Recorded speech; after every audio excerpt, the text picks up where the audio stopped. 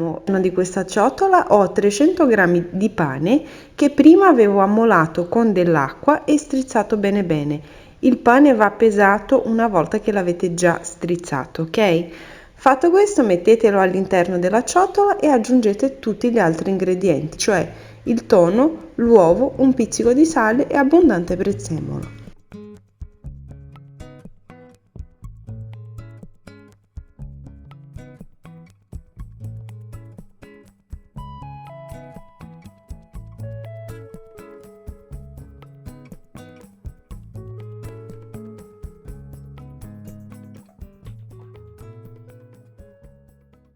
Una volta che avete finito di fare tutte le polpette, prendete una padella antiaderente, mettetela sul fornello, aggiungete un filo d'olio e con l'aiuto di un pennello cospargete bene l'olio su tutta quanta la padella.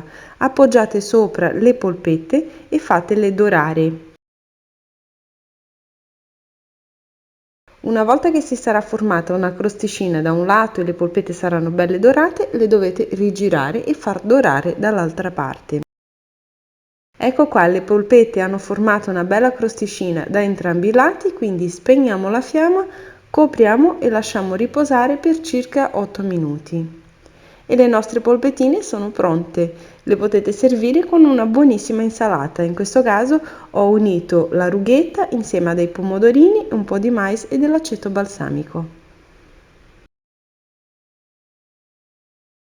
Morbidissime e super saporite.